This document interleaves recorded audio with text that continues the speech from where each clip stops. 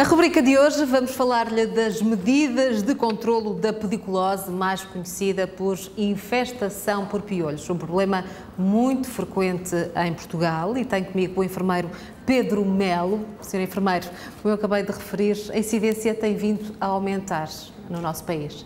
É verdade. Boa tarde, Carla. Boa tarde também aos espectadores. A incidência tem aumentado por vários fatores. Se calhar o fator principal tem a ver com o aumento do parque escolar. Portanto, as escolas têm estado sobrelotadas e isso é uma medida que tem que ser pensada, porque escolas sobredotadas aumentam o risco de transmissão dos piolhos no contexto escolar. E por outro lado, porque as pessoas, nos cuidados que têm, tanto preventivos como no próprio tratamento, não seguem todas as medidas que deveriam seguir para conseguir controlar o problema. Há alturas do ano em que este problema é mais recorrente? Sim, habitualmente a pediculose tem maior incidência entre setembro e abril, precisamente porque é a altura em que a escola começa e também porque é uma altura de inverno em que as pessoas estão mais aglomeradas dentro dos edifícios escolares e utilizam vestuário como cascóis, casacos, e isso facilita também a transmissão, principalmente nas instituições escolares. Sei que existe um plano de controlo institucional e também um programa de controlo domiciliário. Sim. O plano de controlo deve existir sempre, ou deveria existir sempre. E é diferente o controlo institucional, portanto, nas instituições de educação, e o controlo desenvolvido no domicílio. E se não for desenvolvido o plano de controlo adequadamente, tanto num contexto como no outro, não se consegue controlar a pediculose. Provavelmente, quando se fala em piolhos, o problema principal é que as pessoas preferem não falar sobre eles. Acredito que, com certeza, os espectadores estarão todos com prurido comichão na cabeça só de falar no problema. Mas, de facto, é um problema cujo silêncio é talvez o maior aliado. Portanto, devemos, ao perceber que temos um problema de pediculose, sinalizar logo, seja a uma pessoa adulta, se formos crianças, seja ao enfermeiro de família, por exemplo, que pode ser um apoio muito importante no controlo domiciliário. Ao nível escolar, tinha-me perguntado as duas medidas de controlo. Ao nível escolar, habitualmente, será o enfermeiro de saúde escolar a dar o apoio. E o que se deve fazer, idealmente, é, num fim de semana, articular entre os encarregados de educação e os professores e, ao mesmo tempo que em casa se aplica a medida que a seguir explicarei, na instituição escolar deve-se aspirar o chão da escola, deve-se avaliar se não há qualquer tipo de vestuário, eventualmente batas nos jardins de infância ou cortinas que devam ser lavadas a quente, e assegurar que na segunda-feira, quando as crianças regressam à escola, já não há qualquer risco de transmissão. Em casa. Sim, em casa. Vamos às medidas de controle no domicílio. Primeiro, é necessário vigiar a cabeça. Sim, talvez a dificuldade maior das pessoas é identificar se há ou não pediculose. Aquilo que se tem verificado a maior parte das vezes é que se utilizam desparasitantes sem que haja necessidade de os utilizar. E este é talvez o outro fator que faz com que a incidência esteja a aumentar, porque há estudos que indicam que os piolhos ganham resistência, tal como as bactérias aos antibióticos, aos desparasitantes, e portanto só se deve, tal como no antibiótico, só se deve tomar quando há infecção, também o desparasitante só se usa quando há piolhos. E isto é um dado muito importante. Existem habitualmente e mais recentemente no mercado alguns repelentes e esses sim podem ser utilizados, mas as pessoas devem aconselhar-se muito bem com os profissionais de saúde se é ou não repelente, porque caso não seja, além de estarem a pôr em risco a vida da criança, porque é um produto químico, também estão a pôr em risco a possibilidade de existir reincidências de pediculose por resistência. Com a ajuda da Catarina, vamos então perceber como é que se faz primeiro aqui a vigilância. Pronto, esta vigilância, e antes de demonstrar na Catarina, é importante que se faça a todos os conviventes com a criança. Portanto, não se deve avaliar só a cabeça da criança, mas também de toda a família. Família, não só quem reside, mas quem convive todos os dias com a criança. E neste caso deve-se procurar em pontos de maior incidência, tanto de lêndias, que são os ovos dos piolhos, como do próprio piolho. O local a procurar é, de facto, atrás das orelhas. Portanto, habitualmente são zonas onde há maior afluxo de sangue e os piolhos alimentam-se de sangue, ou então na região da nuca, onde devemos, e se for menina, que habitualmente são as meninas que apresentam mais piolhos, precisamente pelo cabelo comprido, os afetos abraçam-se mais umas às outras e, portanto, isso possibilita a maior transmissão, e fazendo um totó, um rabo de cavalo, como tem a Catarina, facilita que os pais consigam avaliar, ou os adultos avaliar, se há ou não presença de lêndias na nuca. Sim.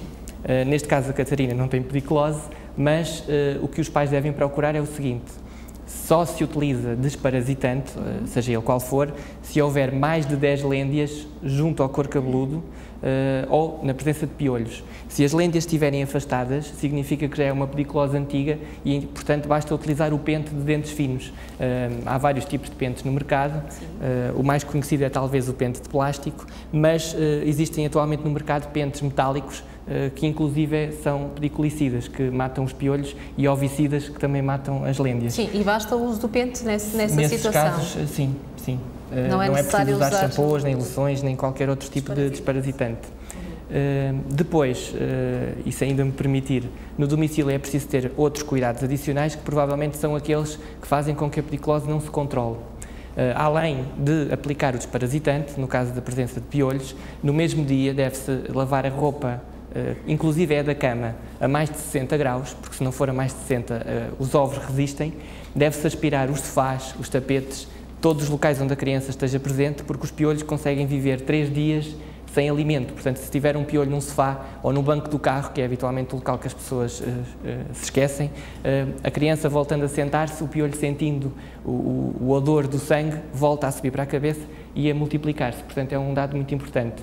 O que não puder ser lavado a quente deve ser encerrado num saco do lixo durante 10 dias. Roupas de lã, por exemplo, ou materiais que se estraguem em altas temperaturas, devem ser encerrados num saco durante 10 dias. E nesse contexto, fazendo estas medidas todas, com o apoio do seu enfermeiro de família ou de saúde escolar, conseguirá com certeza haver um bom controle da pediculose. Outros conselhos para prevenir a pediculose? Prevenir, talvez na altura do inverno, devemos ensinar os nossos filhos que não devem partilhar, principalmente as meninas, ganchos, bandeletes. Habitualmente nos jardins de infância e no primeiro ciclo a incidência é maior, porque há estas partilhas, cascóis, gorros, os bonés que os rapazes partilham muito, e explicar às meninas que podem ser afetuosas umas com as outras, mas nestas alturas em que há alguém com pediculose ou com piolhos na sala, não deve haver tanto contacto direto umas com as outras, portanto, umas crianças com as outras. Uma questão que por vezes surge é se, no caso dos rapazes, é necessário ou não cortar o cabelo. Tanto nos rapazes como nas raparigas. Como devemos imaginar, numa menina, o corte do cabelo é sempre muito mais traumático. Aquilo que está descrito é que, se for bem feito o controlo e aplicadas as medidas tanto institucionais como domiciliárias, que não há necessidade nenhuma de cortar o cabelo. Habitualmente, as meninas que têm cabelos mais volumosos e caracóis, por exemplo, têm maior dificuldade em passar o pente. No entanto, devem utilizar um amaciador ao mesmo tempo que passam o pente pelo cabelo, e nesse contexto não há qualquer dificuldade nem dor, e com algum bom senso, porque depois os pais conhecem as filhas melhor do que qualquer pessoa e saberão as estratégias melhores para o conseguir fazer. Nos rapazes, habitualmente, o trauma será menor, o corte de cabelo, e habitualmente não têm tantos piolhos precisamente por essa razão, porque é importante ressalvar que os piolhos não voam nem saltam, e só existem nas pessoas. Portanto, os animais não transmitem piolhos às pessoas. E se eles não voam nem saltam, só por contacto direto é que há transmissão. E isto é um dado importante para que os pais percebam que só encostando a cabeça ou roupa é que há transmissão de piolhos. No caso da transmissão dos filhos para os pais, como já disse, não deve ser utilizado o desparasitante em situações em que não haja piolhos, como medida de prevenção é desaconselhado. Totalmente, porque são produtos tóxicos. Habitualmente os shampoos são feitos à base do chamado remédio dos escaravelho. As pessoas com certeza conhecem melhor por é um organofosforado, numa dose obviamente segura, porque os organofosforados são mortais em pequenas doses, mas é para os pais perceberem que não é nada que se deva utilizar sem qualquer tipo de cuidado, portanto só mesmo em situações em que é necessária em que se confirma o diagnóstico de pediculose. Exatamente. Muito bem. Sr. Enfermeiro Pedro Melo, muito obrigada pela sua disponibilidade. São aqui os conselhos mais importantes e as medidas de controlo no domicílio da pediculose.